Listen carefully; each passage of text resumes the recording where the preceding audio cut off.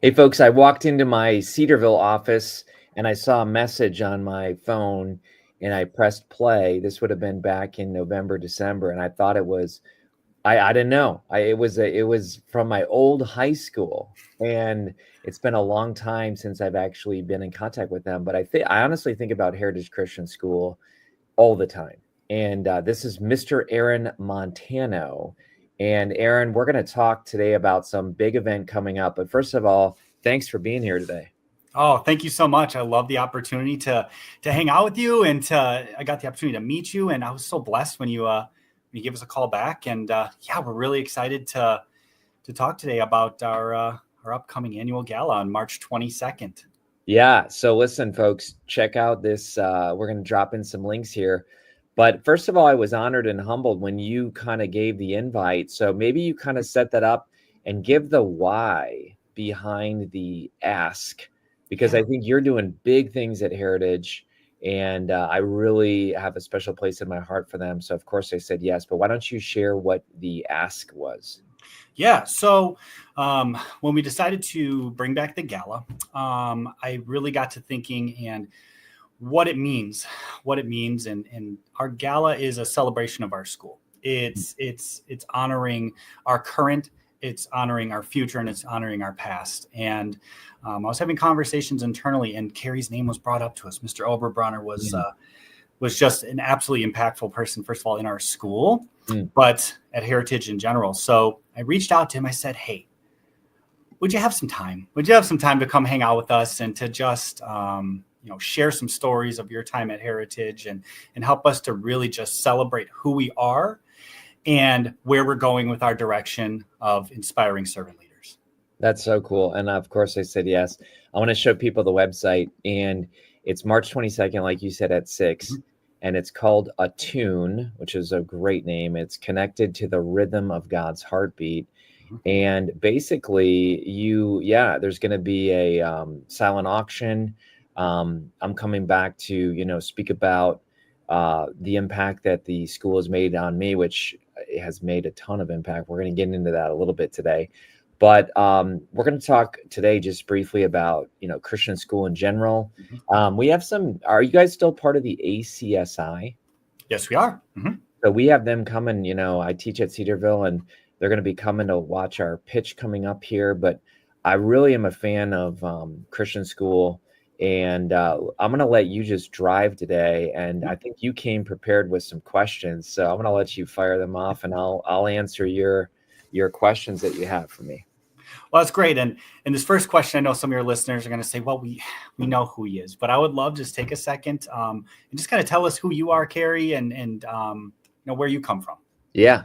So I grew up in Wisconsin, and, some people on my podcast might not even know the full story, but yeah, we switched over to Heritage Christian from a Catholic school. I did 1st through 5th grade at a small Catholic school in Waukesha, Wisconsin. And then, my parents just said, hey, we'd really like the Christian school. Let's give this a shot, and let's see, because it kind of matches our theology, our core values, our passion. And, we toured the school. It was a big switch being a young kid, but I loved it. The faculty made a huge impact. And I told you and your teammate Kim the other day, I said, I think about Heritage every week. And part of that, I think, is because I'm a writer, so I write books and I'm always thinking of stories and stuff. But I think about my friends at that time. And, I dare not start naming them because, I don't want to miss any of them. But I think about them. I think about our memories. I think about how it taught me how to think critically. I got a really cool story that I'm going to share at the keynote about some teachers that impacted me and literally put me on a trajectory. But I'm an entrepreneur these days. I was a pastor for 12 years, started writing books, and then thought, you know what, maybe God wants me to go outside the 4 walls of the church and go into the business world. And so that was a big shift, but it is fantastic. And then, believe it or not, Aaron, I applied at Cedarville University 19 years ago to be a Bible professor. They said no. So I'm like, that's cool. No problem. So I became an entrepreneur. And then about 3 years ago, they came knocking and said, look, we got a big opening in the entrepreneur. You can keep your current companies and come teach at Cedarville. And so it's a busy life. I've been married for 25 years in October. I got 3 kids, 19, 17, 15. And what else do you want to know, my friend? Yeah, I mean, you've kind of touched on it about Heritage, but I would love to know, like, why do you love Heritage? Like, what is it about this school that makes you think about it on a weekly basis? I think you weren't lost, meaning I really was seriously considering football. I toured Waukesha South and right before high school, and I thought, you know what, I'm going to go all in because Heritage back then didn't have a football team. I don't know if you do now. I think you did, or I don't know, but yeah, at some time, did you? We did, and I believe that the team went away in 2018 or so. Okay, yeah. So if it was around back in the day, oh my gosh, I would have loved it because that was my dream. But you know what? I became a wrestler. Wrestling has taught me a mentality of just hustle, discipline. Believe it or not, today I texted the Ohio State Division I head coach, Tom Ryan, wrestling. And we published his book. So like Heritage set me up for so many relationships. It taught me writing. Like I'll never forget writing. I believe it was Mrs. Krebs. Like the names just start popping back in my mind about writing and journalism. I had one of the Wit campers teach me. I believe it was in your book. Like it honestly set me up for success. And I think I would have been lost in a big school. I think I would have been overlooked, forgotten, but I really had key conversations that, because I'll also share this at the talk. I struggled with depression and self-injury as a young kid. Nobody knew about it. So like I wasn't rolling with this as a public announcement. This was before the internet. Everything was a secret. But even though I wasn't public about that, it was the key conversations and the "we believe in you," the encouragement that kept me going. I could have been a statistic. I really could have been one of these young people who just became so hopeless, even suicidal thoughts. But Heritage really put me on a path to be used by God. Awesome. No, that's so fantastic. And that also just kind of ties back to it as well. I mean, your story is a perfect example of what what we are trying to achieve here at a school, in that we are trying to make impact daily on every single student's life. And that when they graduate, that door does not slam shut behind them. We are keeping that door wide open. You are loved. You are welcome. Please come back. Yeah. You graduated years ago. Please come back. We love you. Man, I graduated so long ago. I had hair back then. I think it was 1995 is when I graduated. And, the people, the lessons, the books, people look at today, the quote success, and it is external, but all of that has to be internal. If you're not a deep person, if you're not walking with Christ, if you have major integrity gaps, what is outward success? It's nothing. So it was the character, the biblical, lessons, the scripture, the modeling. I mean, no school is perfect, but for me, it was a place that was fun and it taught me. And the wrestling, like that was a big thing. I was in journalism. Like it just for the size school that it is, it gave me a lot of options. Sure. And you touched on one of the words, and I know that you'll talk about it at the keynote, but I would love if you would just share a quick, maybe fun memory of Heritage and an impactful one. Yeah. So one was that this is a quick story. I'll go more into depth at the keynote, but I hated studying. Like I was just one of these people who was, born not an academic. You kind of put yourself in categories as a young person. Those are the smart kids. Those are the, general classes. And I wasn't really in any one of these really advanced classes. And the day came where I qualified to be in Mr. Moore's advanced government class or something like that. And I thought, wow, that's pretty cool, and until I saw that you had to read a book in the summer. And then I dropped the class. Like, that's how much, like, look at my, I've written 14 books. I love books. I've published 1,100 authors. Books are my life now, but back then it was like an allergy. So I dropped the class, and Mr. Moore had none of that. Okay. And he taught me something that I even had to practice recently, which is tough conversations. I had some tough conversation with some Cedarville students recently, not because they weren't doing good. They were doing good, but they could be doing better. So I'm in Bible class with my buddies, and we're all chilling out. I think it was like Pastor Katie was his name.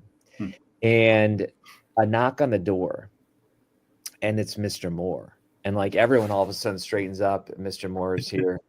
And he goes up in the middle of class, goes up to Pastor Katie and whispers in his ear. And then Pastor Katie's like that, and Mr. Moore points at me, and he goes like this. And I'm like, I did the old like the Matrix, like, you know what I'm saying?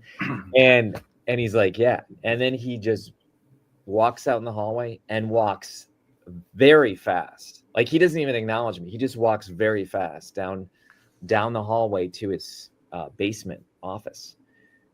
So I guess I just follow him, and I sit down, and he pulls out this folder. Okay. And he did the old, like, and he threw it in, like, spin in slow motion. It felt, and it landed. And he said, "This is your file since 6th grade. I've been following you. Give me one reason why you dropped my class." And then he just stared at me. Oh, sweating. And, I had a stuttering problem in general as a young kid, and I'll go into that later at the keynote. But anyway, I didn't have a reason. And I said, in my mind, I thought, if this guy believes in me, cares about me, confronts me that much that he wants me in his class, I'm in. And literally, that was the class that changed my life, because it taught me how to learn. Okay. It taught me how to learn. And I mean, I remember back in the day, smart kids dropped his class because they didn't want it to affect their GPA. Right. I mean, he's a good teacher. He's like the Dead Poets Society, Robin Williams, example, Mr. Keating.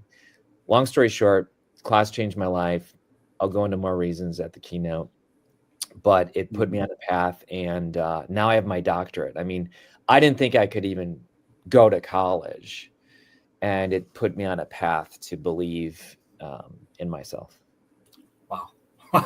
What a good story. You know what? And it's something that I think about too. I'm not directly teaching students in my role. I'm more in the administrative, but also it's on a daily basis. It's fuel in the tank of, I can make an impact. How can we make an impact on every absolutely student? And they probably won't tell you, Aaron. Yeah. They might not tell you for 5, 10, 20 years. You might not ever see it till you get to heaven. But yeah, like, you are impacting people. And I think that's why Heritage is amazing. So great. I said, yes, I'm flying on a plane. I'm coming. It's important. I'm going to do some promotion about the event because I believe in it. And I think if more young people could be at Heritage, it honestly could save a kid's life. Like, it really could. Oh. Certainly put them on a path to see what God has for them. Awesome. Well, here's a good question for people that are listening and people. Why would someone want to come to the gala? Why should somebody come to this gala? I think you'll realize that the world is bigger than you. Like, we all get caught up in what I call our small story. It's all about me. It's about my Starbucks drink. It's about my, gas being not filled up at the gas station, whatever. We all get caught up in the small story, and we forget that we're part of a larger community. And so I think by coming to the gala, they're going to see, wow, there's a big story here. And maybe they will choose to be part of it. I think by coming, that's the first step. And I think that, look, when we all die, it's not going to be, how much money did you make? What kind of degrees did you get? It's going to be impact. You've nailed it a few times.